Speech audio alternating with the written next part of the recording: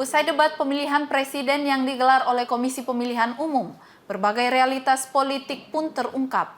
Tingkah laku politik dari para calon wakil presiden kini diperbincangkan. Simak berita selengkapnya untuk Anda.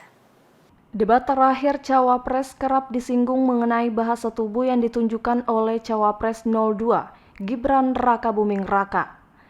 Pengamat politik Rocky Gerung menganggap bahwa Gibran Rakabuming Raka tampil kurang beretika dalam debat Capres-Cawapres putaran kedua yang diadakan pada 21 Januari 2024. Kritikan tersebut ditujukan pada banyaknya gimmick dan gesture yang dianggap tidak pantas untuk seorang cawapres, terlebih lagi bagi orang yang seharusnya menyandang jiwa kenegarawan.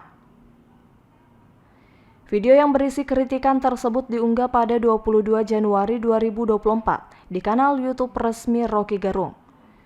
Menurut Rocky, debat Pilpres memang debat mengenai kebijakan, namun lebih daripada itu debat tentang paradigma.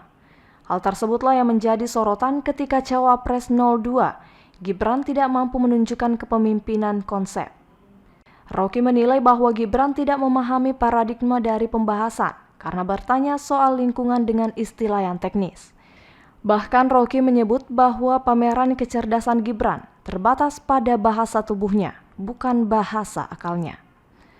Hal tersebut pun turut ditanggapi oleh pengamat politik Universitas Hasanuddin, Profesor Sukritama, tentang kontroversial bahasa tubuh yang digunakan oleh Gibran dalam debat Cawapres terakhir. Saya melihat memang kalau kita mencermati, Gibran lebih banyak bicara dengan bahasa tubuh, begitu. Iya. Ya, beberapa gimmick dilakukan, beberapa gestur ditunjukkan misalnya seperti itu, dan suka atau tidak suka tentu itu membawa pesan. Itu pasti ada kepentingan di dalamnya ya, ada dorongan upaya untuk melakukan sesuatu atau pesan tertentu yang mau disampaikan dengan gimmick seperti itu. Karena kalau kita melihat sebenarnya, kalau kita melihat pada substansi yang disampaikan sebenarnya tidak ada hal yang luar biasa. Tidak ada visi yang sangat luar biasa, yang sangat wah yang kemudian membuat orang kemudian akan memastikan oh, sudah pasti ini atau ini sudah sangat baik. Tidak ada. Ya. Yang ada kemudian kan orang memperhatikan apa yang dilakukan, gerakan yang dilakukan, pilihan katanya, bagaimana kemudian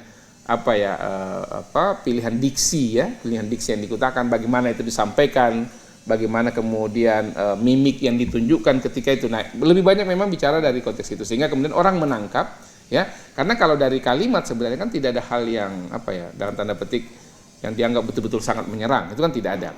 Tapi kemudian ketika itu disertai dengan gestur itu menjadi sesuatu yang seperti penekanan gitu. Contoh misalnya ketika menunduk kemudian melihat, oh saya kok tidak melihat jawaban Pak Mahfud begitu ya. Itu kan misalnya saya sedang mencari-cari kok tidak ada misalnya. Itu kan jawaban itu bisa jadi kalau itu misalnya tidak diikuti gestur misalnya, kalau itu hanya dikata oh saya kok tidak mendapat esensi dari jawaban Pak Mahfud kan tidak masalah. Tapi ketika dia pakai gerakan melihat, mencari dan seterusnya, itu kan kemudian dianggap seperti seolah-olah betul-betul kosong dan tidak ada. Nah ini kan bisa jadi dianggap sebagai dianggap sebagai sesuatu yang menganggap Pak Mahfud tidak ada apa-apanya begitu. Ya, dan itu juga tidak hanya saya kira saya tidak juga ke Pak Mahfud ya, ke Caimin juga kurang lebih seperti itu ya, dengan gestur yang berbeda. Namun di balik kontroversial bahasa tubuh Gibran Rakabuming Raka, sebagian pakar menilai bahwa hal tersebut bisa saja menggerus potensi dukungan terhadap pasangan calon 02, Prabowo Gibran, apabila hal tersebut dilihat sebagai hal yang negatif. Namun ketika dilihat sebagai hal yang wajar dengan kaitannya sebagai anak muda, utamanya ketika mengamati sikap saling menghormati yang dilakukan para cawapres pasca debat, potensial menimbulkan simpati dan dianggap wajar. Terlebih klarifikasi yang dilakukan para cawapres saat jumpa pers di akhir debat.